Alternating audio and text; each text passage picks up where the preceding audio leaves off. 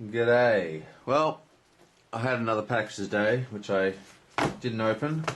Look what came. All my Lord of the Rings. Also, two Call of Cthulhu's that no one really cares about except me. But yeah, so I've got all these. So I'm going to do these one by one. And yeah, so we'll start with the first one. The Redhorn Gate. Hope that annoying yelling or whatever the hell it is from the thing is pissing me off. Whatever. Okay, so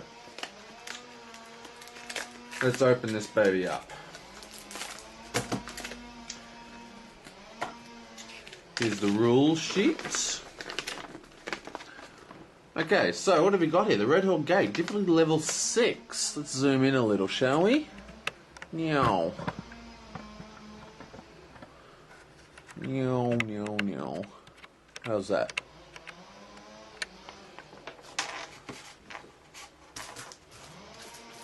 Okay, whatever. So, what have you got here? Difficulty level 6. Blah, blah, blah, blah. Ally objective. Blah, blah, blah. Secrecy keyword. Okay, nothing here is really interesting. Nothing really fancy in these rules here. We've got a normal kind of ally. We've got a fancy location that players can only travel to through quest effects. And we've got the secrecy keyword, which is like if you've got something that's like secrecy 3 and it costs 4, it actually costs 1 on secrecy. And you have to have a threat below 20 to be secret. Okay, so let's get into it. First thing first, let's just open this box up.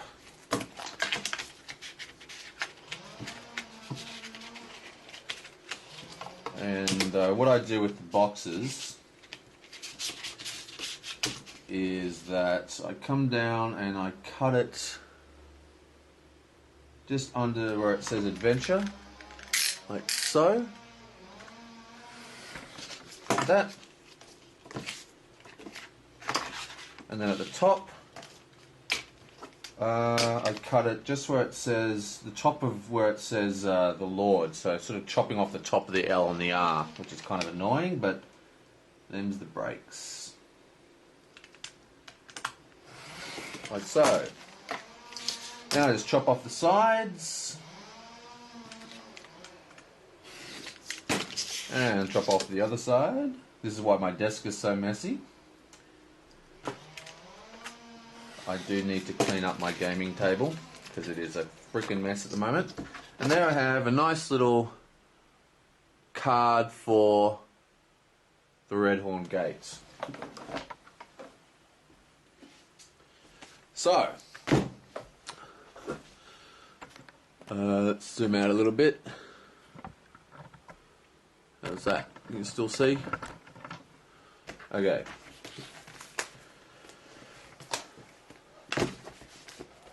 I just come along and I place in like this. Shunk. Don't know if you can see that. So I just put Redhorn Gate there, and then I just add the cards along here. So let's look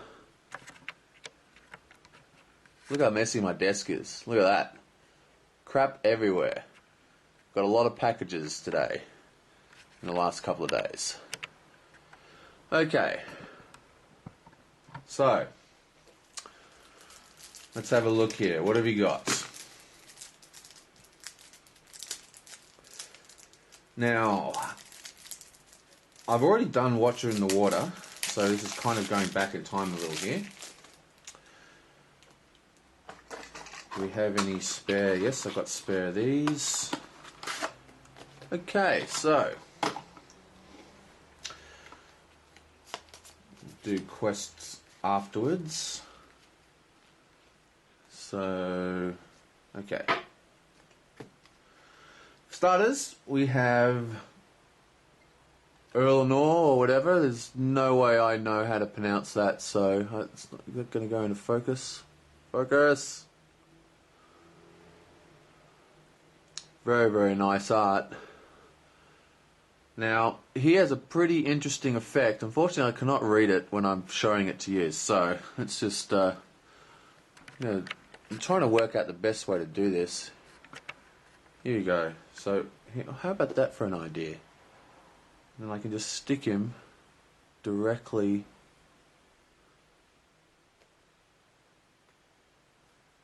How about that? And I'm going to zoom right in. How about that for a plan?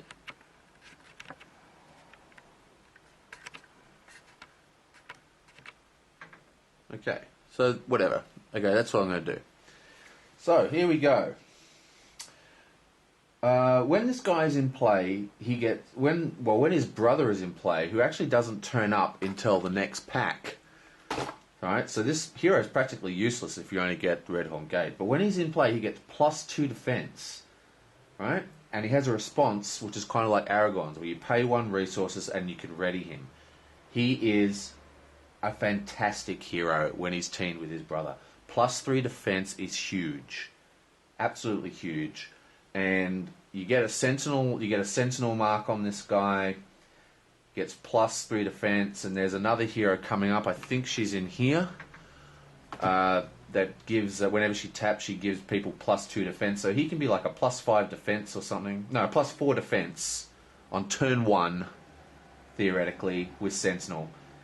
Fantastic hero, and he can ready to defend multiple times. Easily very, very powerful. In fact, he is the basis for a deck called Brothers in Arms that was made by a mate of mine named Hilarious Pete. You might know Hilarious Pete as the creator of the Strange Eons plugin for Lord of the Rings that allows people to make their own custom quests. Anyway, he made a deck called Brothers in Arms, and I'll be demonstrating that deck as part of my 2-player deck construction video. Okay, so here we go. The next one is... oh wait, I don't need to do it because it's on the ground. Okay, taking initiative.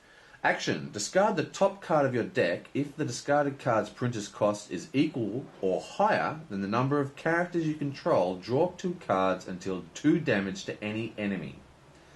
Okay, so this is an interesting card.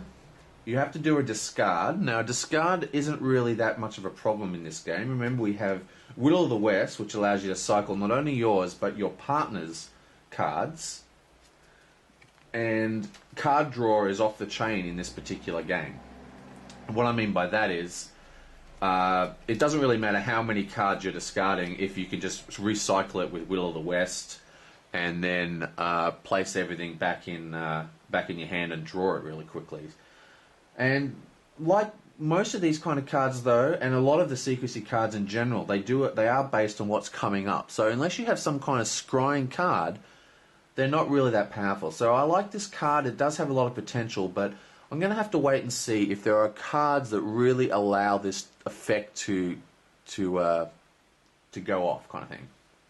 Interesting card. Not too excited about that card, but at the same time, it's not terrible. Okay. Next card. Timely Aid. Reveal the top 5 cards of your deck, same kind of effect, and put 1 revealed ally into play, if able. Shuffle all other revealed cards back into your deck. Okay, so this card is off the chain powerful. It costs 4, but remember, with Secrecy it only costs 1. And this card is perfect for Secrecy decks. You know, if you are running a Secrecy deck that has a leadership hero, and a good leadership hero for a Secrecy deck would be, say, Darrowdelf, because he gets 2 resources a turn just by himself. Run this guy with Ziggy, and then you have all the powerful ally cards that are like really high cost, but you don't need to cast them because you can put them on the table with this, and then you can start getting super strong resource gain through Ziggy. Very, very strong card, and I really believe that Secrecy is really starting to pick up. I mean, obviously this is the first pack where Secrecy is existing, but in general, Secrecy has been fairly weak, even with the other packs that I've got today. But I think it's going to pick up, and this is one of the key Secrecy cards that actually doesn't suck. Okay, so That's that. I'm trying to work out the best way to do it. Let me know if this method's any good. Because, okay. Anyway, on to the next pack. We're in the tactics now, and we have Unseen Strike. Choose a character you control. Until the end of phase, that character gets +3 attack while attacking an enemy with a higher engagement cost than your threat. Not a very good card. Off the top of my head, I'd have to see this in action, but how often is the card higher threat than you? Not often. I mean, there's a few really high threat monsters that are like 48 and all this kind of stuff, but most of the time, your threat's going to be higher than the monsters, except, of course, if you are running these secrecy decks. And this card is also designed for secrecy. So, while this card is good, it does has its uses in specific decks, I don't think it's going to see a lot of play in the particular decks that I play. Though I am planning on a secrecy deck. I do have a deck I'm working on called Secrecy Dump, where you use card draw to draw lots and lots of cards into your hand, and then you just play every single one of them in a single turn, because your secrecy solo requires the use of Aragon, the new Aragon, or Loragon as some people call him. Okay, now this is an interesting card. I've played with this card a couple of times at my mate's house. Attached to a hero, limit 1 per hero. Okay, now listen to this. This is really confusingly worded. Attached hero gets +1 attack for each resource token on another copy of keeping count that is above the current number of resource tokens on this card. Forced. After attacking hero, attacks and destroys the enemy, place 1 resource token on this card. Okay, so that sounds kind of weird, and I think it's a little confusingly worded, and what it's saying is that you need 2 of these in play for this card to do anything, okay? And what happens is, as you put it into play, as you attack, you gain resources, right? And as you gain resources, it gets more and more resources on it. And the opponent's card, your friend's card, the other hero you've cast it on, so you need 2 in play, it's also getting resources when it attacks. When one card attacks, you look at the other card and say, okay, my card has 2 resources, the other card has 3 resources. My card has 1 resource, the other card has 3 resources. I tap, I get a second resource on this, so that's 2 resources and 3 resources, which means this guy is now +1 attack, okay? Pretty complicated to use, but it can be used well. And the best way to do it, I mean, it does cost 0, so you don't have to worry about a cost, but the best way to use it is to try and set it up so you have a hero that you can use for an attack, but you don't attack with him hardly ever. And a perfect example would be Dane Ironfoot. You cast this on Dane Ironfoot, and most of the time he never attacks. And then you put it, say, on the other one, say, on Legolas. So Legolas will have, like, 15 tokens on his, and Dane's will have 0. And then suddenly Dane can attack for, like, 15 when you need him. And that way, if you get a particularly nasty enemy, like a troll, bring him out. And that's what it's really for. That's the best way to use this, as I can see. But it is a weird card. And here we go for Beaufort. Now, this is a guy that I've been using quite a lot in one of my spirit decks with my friends. Because I've been playing with all these cards. I just only recently got my own versions. Spend 1 spirit resource to put Beaufort into play from your hand exhausted and committed to a quest. If you quest successfully this phase and Beaufort is still in play, return him to your hand. Okay, so very, very, very good card. He's basically 2 will. Add 2 will to your questing power for the cost of 1. Okay, so extra 2 will for 1. It is still. Now the thing is, right? He's just like a questing character, so the turn order still counts. Okay, you need to cast this guy before you reveal. Okay, so when you're revealing cards from your quest, it's actually too late to cast this guy. But he does have a leaving play effect, and it therefore combos with all the kind of people, like, say, the Prince, who untaps when a card leaves play. And it works extremely well as a resource engine for Horn of Gondor. You have Horn of Gondor on you, and you're actually playing this guy for free, or you have Horn of Gondor on, say, your partner's deck, and you are giving him resources. It's kind of like you pay a resource and they get a resource, plus you get 2 quest points. Extremely powerful card, and very, very good. And remember, if you are running Dane Ironfoot, because he is a dwarf, you are getting 3 will instead of 2. So it is a very, very strong card. And if you're running a spirit questing deck, I'm really not quite sure the reasoning there would be not to run this particular card. It has extremely powerful effects, and the comboing with the, you know, character going in and out of play is very strong as well. Okay, so next we have Renewed Friendship. It's a pretty cool art. After another player plays an attachment on a hero you control, you may choose one. Ready one of that player's heroes, have that player draw 1 card, or lower that player's threat by 2. Now, this is one of those cards that seems good, but I don't particularly like. And the reason I don't particularly like this is because this is a dead card, in my opinion. And what I mean by a dead card is that this sits in your hand until a situation turns up where you can cast it. And it's for free, obviously. It's only costs 0.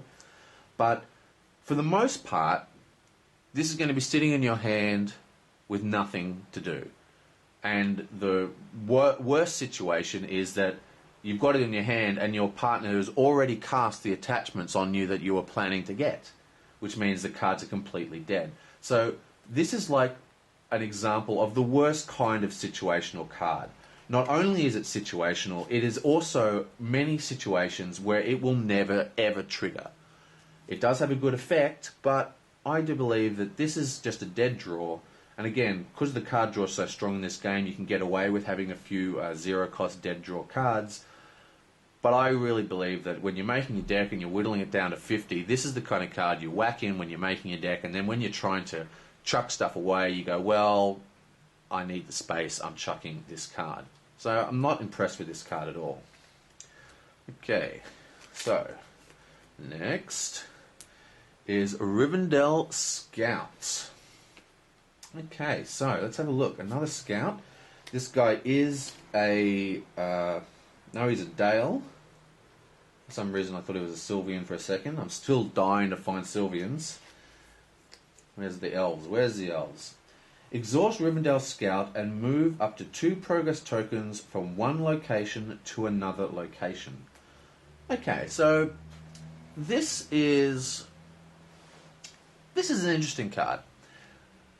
I believe that this card will... I mean, it's interesting. I'm not quite sure exactly how useful this card will be. Again, it looks like one of those cards that has a nice effect, but will I actually ever use it really? I mean, he does have 1 defense and a defense of 3, so he's a pretty good chump blocker. But his action requires an exhaust, so he needs to be untapped during the quest phase. And the way this card is designed and what this card is designed for is for pulling cards like, say, Impassable Bog, or there's a number of these cards, especially in Khazad-dûm, I think, Ziggle Mineshaft, I think it's called, or whatever. There's a bunch of cards where there's very, very high threat on the card, like 5 threat, which can really ruin your day. You know, but then if you can tap this guy, you move 2 from the current quest location card, boom, and that card's gone. At the end, before you tally up, you've saved yourself 5 for whatever threat the location is that it only has 2 to beat. And of course, if you've got something like Ziggle Mineshaft, you can combine that with Cave Torch or whatever, or you can, you know, there's that other lore thing that puts 4 things, whatever. The point is, this card is very, very good at removing dangerous threat locations from the staging area before the counting of the threat. And I think that is a very, very good card. Like, I love effects like that. I'm a huge advocate of a secret paths, which a lot of people seem to hate, but I love. But I cannot count many times that card has saved my life. And this is like secret paths, except it actually removes it. But then again, it only puts on 2. You know, it costs 3. You've got this sort of dead guy not doing much. I don't know. He's good, interesting. Not too excited about that guy either, to be honest. Okay. So, next we have Needful. What is it? Needful to know. Needful to know. Secrecy 2. So this guy is a 0 cost if you're under 20 threat. Remember, best way to get 20 threat is to use 1 or 2 heroes, and these are viable decks now, especially in multiplayer. Okay. Action. Raise your threat by 1. Look at the top card of the encounter deck, then reduce your threat by X, where X is the threat of that card. This is an interesting. Interesting card. This could be a humongous reduction in threat. Okay, there's some very, very high threat monsters out there, right? And remember, we're not talking about engagement cost, okay? So we're not going to flip a troll and like drop our threat by 38, which is some people on the forums seem to think. Oh, if only. No, this is talking about threat, okay? So we're talking about the symbol that has the little kind of Sauron thing in the top corner. See, this one is a threat of 3. And if it's a monster, the monsters, yeah. And this one is a threat of 1. Okay?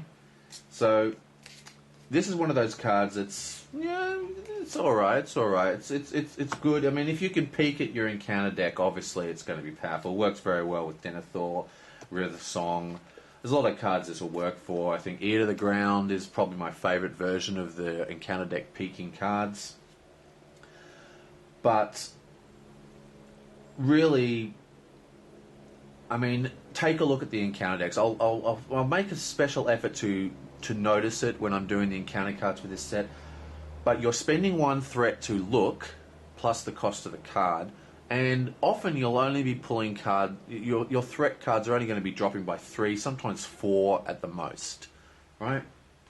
So you're spending 1, you're getting back 4, so you're getting 3 threat, and that's on a good day. So not really as good as not very impressive. Okay, so lastly, I think this is the last one. This is the neutral card for the set. We have a good meal. Okay, attached to a hobbit. Go hobbits. Where the hell is Sam? Where's our Sam? I want my tactics Sam, please. Or maybe a spirit Sam. I think tactics is more Sam. Anyway, action. Discard good meal to lower the cost of the next event you play this round that matches attached hero's sphere by 2. Okay, so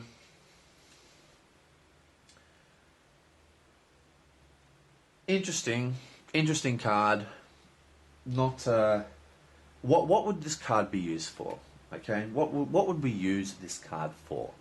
And the question is, well, not much. Most event cards cost 1 or 2, which is pretty trivial to cast. There are, of course, the high-cost events that cost 5, and that is what this card is for. For emergency cards, bring back heroes from the dead, untapping all your Rohan characters, etc., etc., etc., and reducing that card cost from 5 to 3, because those cards are situational, and not situational like that other card I didn't like, but situational as in they're trick cards. You know, like that Rohan one that untaps everybody. That's a trick card. You've quested, you're doing anything. Oh my god, a terrible monster's come out. Quick, I want to untap them and attack. But people found they could never cast it because it's hard to just leave. I mean, resources are pretty scarce unless you're running Ziggy, and it's hard to leave 5 resources spare every turn to cast this just in case you want to cast this card.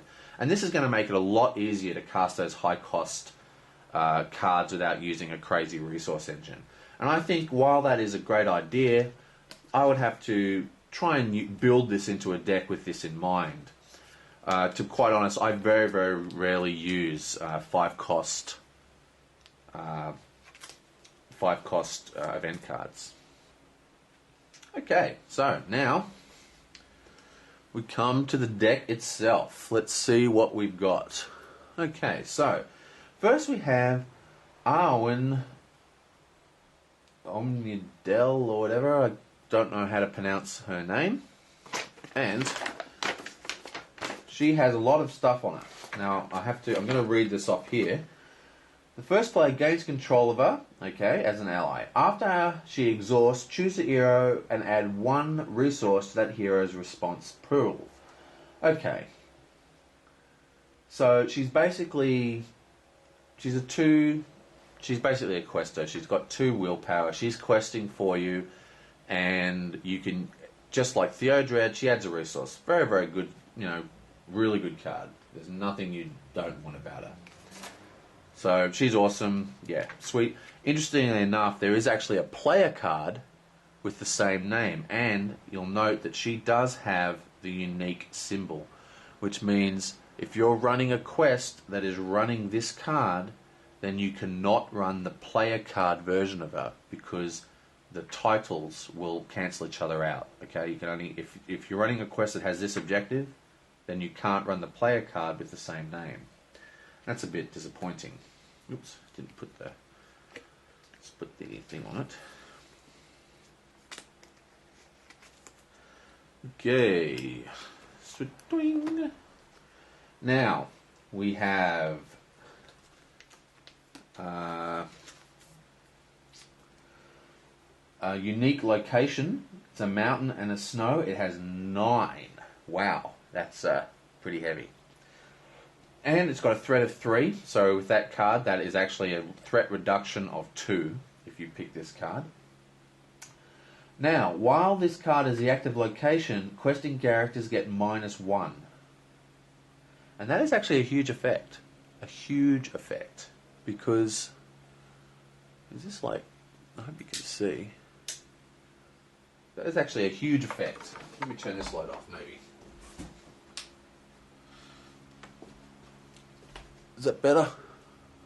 Oh well, I'm not doing it again from scratch. Sorry guys. Anyway, -1 is a huge effect. 50 points 3. Awesome. Because there's a lot of cards that are questing for 1, which now they're questing for 0. And that can completely decimate a board. This is an interesting card. 9 quests to get past, and it's quite a heavy effect. It's only 3 in the staging area. This is the kind of card that people might want to be using, tracker to try and get rid of. And we have another one. Whoa, I'm not even going to try and pronounce this one. Famuel Doll or something. 7/3, okay. While this card is the active location, heroes must spend 1 resource from their hero's pool to count their will during the quest phase.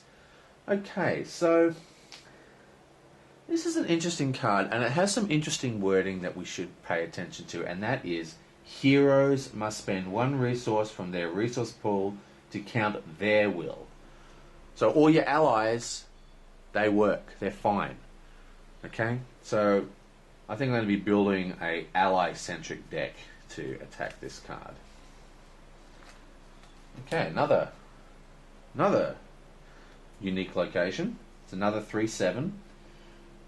While Celeb Deal or whatever is the active location, remove 2 progress tokens from it at the end of each round. Okay, that's definitely the most benign of the lot so far.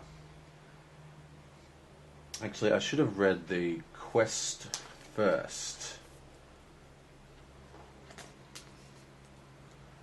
Where is the quest? Yeah, let's read the quest. Okay. Setup. Add Cartharus to the staging area. That was the first one. Remove all copies of Snowstorm. Okay. Okay, so these unique locations are all just in the deck somewhere. Then they're not like all in the staging area. So all we need to do is place this card goes in the staging area, and all the other cards go into the mixed up into the deck itself. Okay, so the second one When revealed, shuffle one or more copies of Snowstorm, blah blah blah. After placing the 11th token on Snowdrifts, discard any active locations, and card just becomes the active location. Okay, so...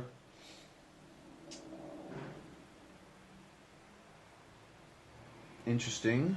Can we not travel to Cardthrests by ourselves?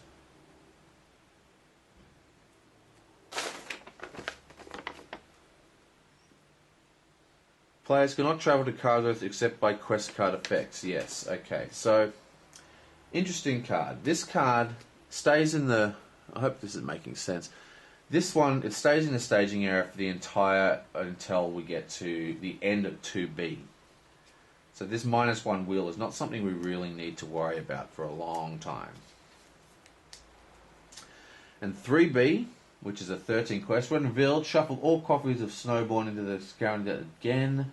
Characters are discarded from play if their will is ever at 0. Wow, okay, so that's quite intense, which means that we want to clear this stage, definitely clear this stage, before we go to 3. Okay, so it's a pretty simple quest. I mean, it's not a simple sounding quest, but it's a simple to set up. We just place Kadaris in the staging area, shuffle everything in and start going. After we pull out those event cards, the treachery cards, I'll show them next. And then it becomes the active location in quest 2. We want to kill it off in quest 2.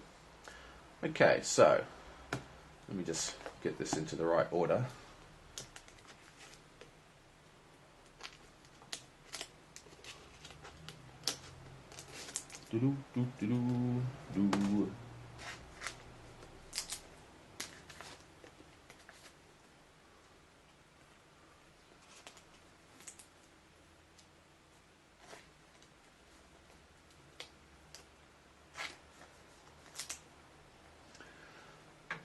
Okay, so let's have a look at the treachery card. Snowstorm, here it is.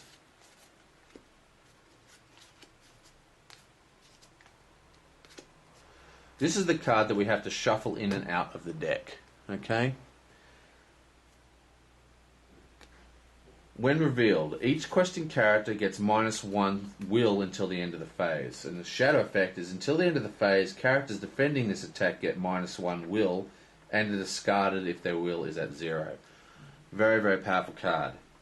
1. What have you got? We have the when revealed effect itself, minusing everyone's will. And remember that 3B is if your will is ever at 0, you're discarded. And that includes heroes. There's many powerful effect heroes that have got great card effects, like say Bilbo, that only have 1 will, and that will kill them.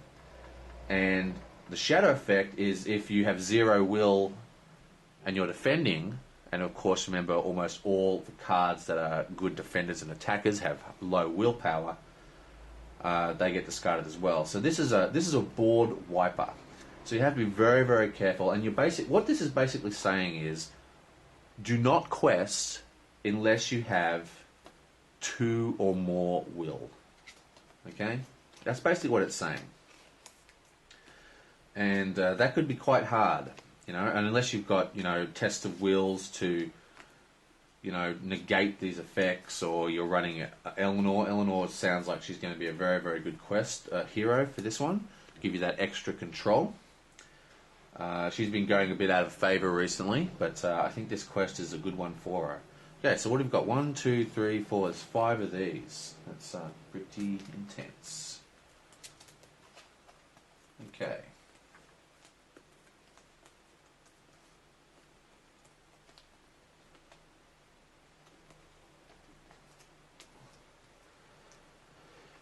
Next, we have another unique location. The Dermal Stair. Travel. Reshuffle all locations in the discard pile and victory display. Oh, that's the first card I think I've ever seen that modifies the victory display. Back into the encounter deck. If you reshuffled at least 2 locations, reduce the player's threat by 11. And discard all copies of Freezing Cold from play. What? Did I read that right?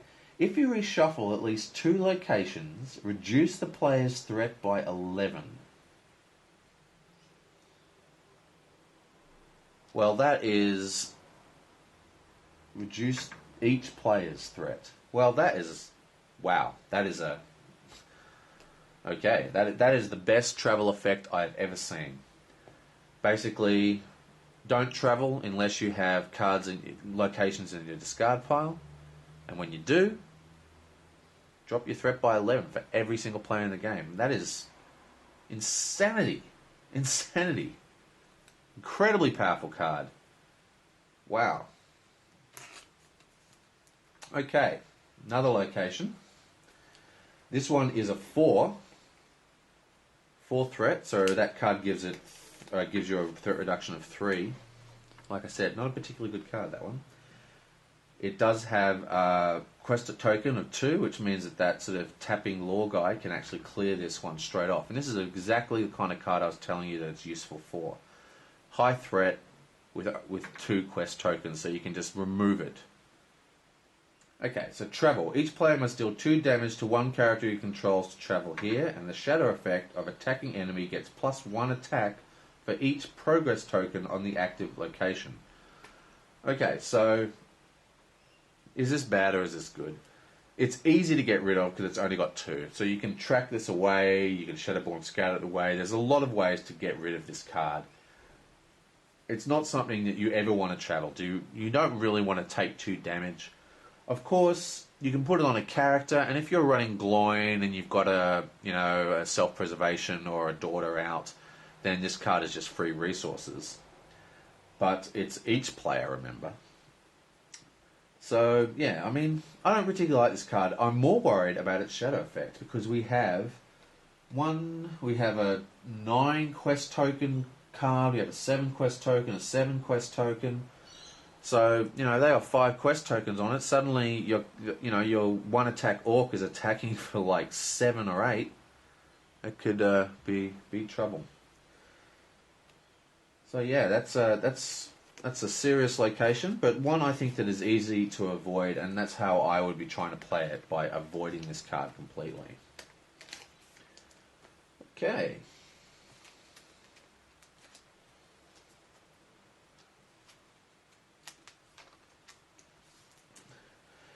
And what is next? Next we have Fell Voices. Okay, is it still visible? Ooh. How do I put this? Is it always on an angle? Maybe I'll just rotate the video in the editor. Whatever. Okay. There's got to be a way I could do that. Like that. How's that? Okay. Fell Voices. When revealed, return the top 2 snow cards to the encounter discard pile to the top of the encounter deck. If this effect returns less than 2 snow treachery cards, Fell Voices gain Surge. Okay, so the only snow card we've seen so far is Snowstorm. That one is a snow. Everything else so far is not. There's only 2 of these. Surge is a very, very annoying keyword, so let's hope we don't see many more with Surge. Surge has been getting a lot less notice from the designers recently, which is, in my opinion, a good thing, because this game's pretty random as it is, and Surge just makes it that much harder to plan what's going to happen, because you never know what's going to come out. Okay, so we have another when revealed. And this one says, Falling Stones. When revealed, the first player choose 1. Remove all progress tokens from play, or reveal 2 cards from the encounter deck and add them to the staging area. Okay, Shadow. Attacking enemy gets +1 for each progress token. Okay, so it's got the same shadow effect as that other card. Now, let's have a look at this. This is an interesting card. The first player, choose 1. Remove all progress tokens from play. Or reveal 2 cards from the encounter deck and add them to the staging area. What if you have no progress tokens in play? can you still choose one? And I'm going to say, I would say yes, you can. There are many, many treachery cards in existence that have an effect that trigger off something, and if that something is not there to trigger, then the card just becomes dead. So if you have no tokens, or you only have, if you have no tokens in play, choose one, and this card is dead. And I would say that that is a legal move. If you disagree, let me know. Okay, next we have, this is a snow card. This is one of the ones that gets returned.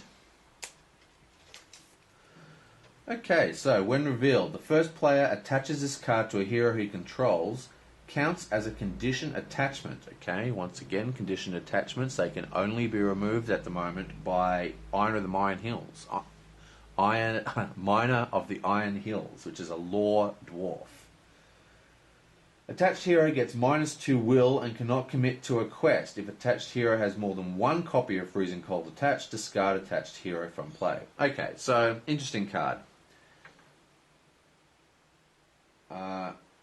Actually, Freezing Cold. This is the treachery card that gets discarded by travelling to the Durmil Stair, the one with that awesome travel effect. So that's another way to clear it. Okay, but remember, quest 3, if your hero's got 0 will, it gets instantly discarded. So this is a very, very serious attachment, and it's designed so you can only have, like some of the other condition attachments, you could just put multiple copies on the same hero. Like say Watchful Eyes, you put every single copy goes on Dane Ironfoot. He never taps, and the effect never does anything. So this is a pretty vicious card. Don't like this card. I like it thematically, but I think it's a little. This is the kind of card that I'm going to be scared of. So again, another when revealed effect, and again, Eleanor is looking really, really good for this quest. Just having that constant ability to cancel is going to be very, very strong. And lastly, we have Avalanche, and this is a single card, and single cards are always pretty strong. Whoops, we're getting a bit of a... Okay. Whatever, let me read it first. When revealed, exhaust each ready character, and if this quest phase, commit them to the quest. Exhaust each ready character, and if it is the quest phase, commit them to the quest. That's what it says. So I'm not 100% sure. I guess there are, when revealed keywords that happen when it's not the quest phase, so I suppose that's why that text is in there. But, yeah, that's an interesting card. I guess that combos with 3B to kill everybody off, forcing people to get the -will when you don't expect them to, or with the, the location card. Right, and now we have Mountain Goblins, some monsters. Okay, so he's got a threat of 25, and remember 20 is the secrecy threat level, so it's very, very possible that you're going to be under 25. Luckily, I've been building low threat decks for the entire time I've been playing this game. It's like, I literally have hardly ever played with any heroes that have got more than 10 threat. I just cannot handle having high threat. So secrecy is perfect for me. Anyway, 25 engagement, one threat. So like this guy's got 1 threat. So if you cast that card, nothing happens. All you've done is wasted slot. Okay, Mountain Goblin gets +1 attack for each mountain location in the staging area. Okay, so he's got a defense of 2 and hit points of 3. So you've got to hit this guy for 5. He's not too weak, not too strong. He's not really scary. He's an interesting card. There is quite a lot of locations. Out of the locations, we have 1, 2, 3, 4. Okay, so out of the 1, 2, 3, 4, out of the 5 locations in this quest, 4 of them are mountain locations. So he can get pretty powerful pretty quickly. Okay, so will we have a scary monster? Oh, by the way, here it is. Mountain Troll. Attacks for 5, defends at 5, hit point 7. Oh, that is full on. Mountain Troll gets +1 attack for each mountain location in the staging area. So he has the same effect as the troll, as the little guy we just saw, except of course he's already hitting for 5, so chances of him hitting for lots more is quite high. What have we got here? I'm out of things.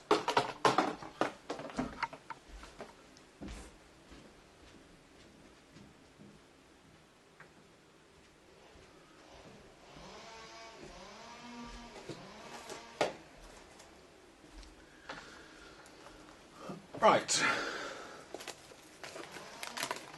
Wow, I've got to clean up my desk.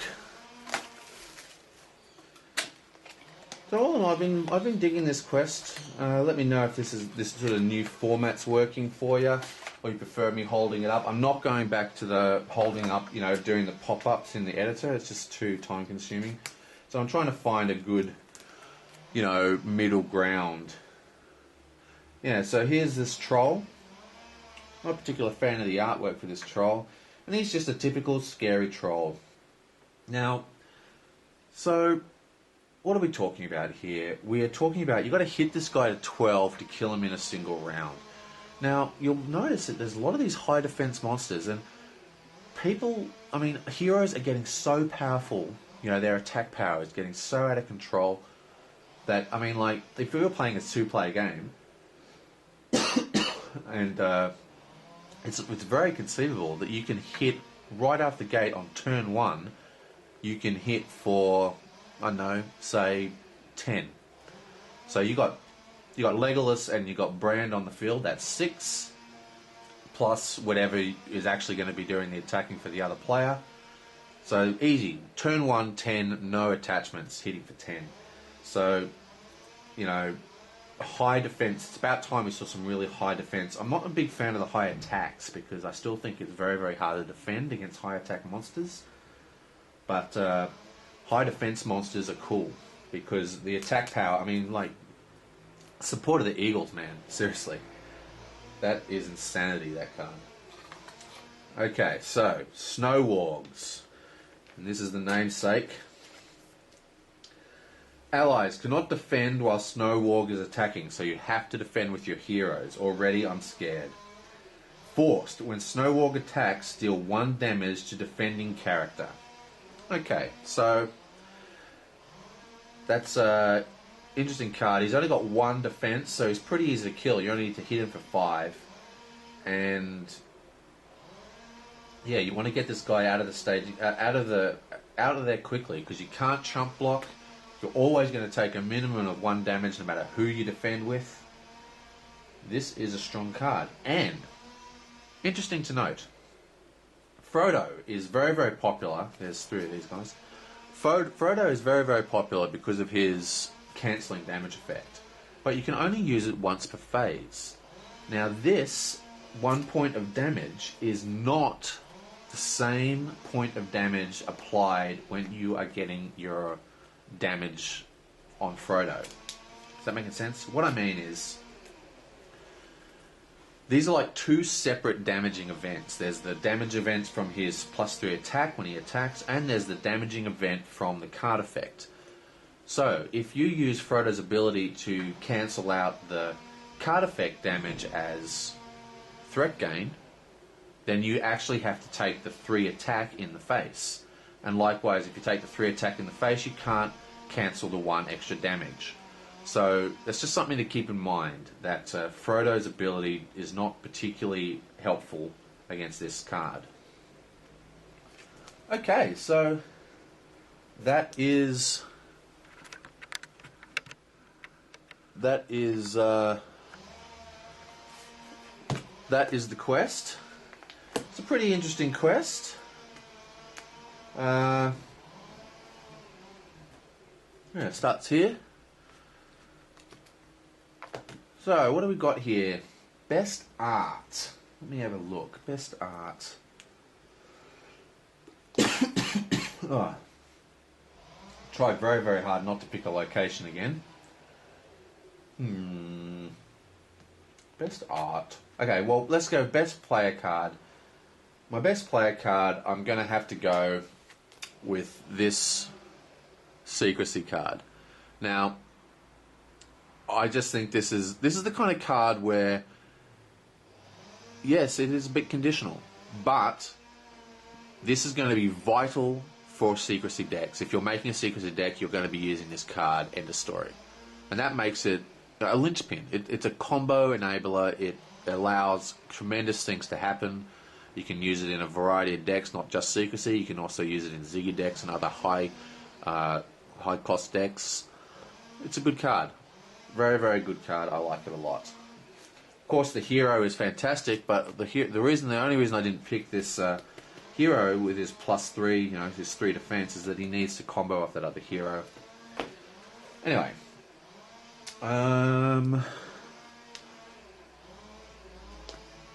well, I don't think there's much to say. Best encounter card is this location that has that amazing. Look at that effect. I don't know if that's in focus, but yeah, this is just amazing. A travel effect, dropping your threat by 11. That's insane. And I think my favorite art. I know I said I wouldn't pick a location, but I'm going to pick the namesake. This beautiful mountain peak, looking all desolate. Got to cross that sucker. Okay, so that's the first quest. So I hope you enjoyed this video, and I will do the next one. I'm probably not going to do it right now.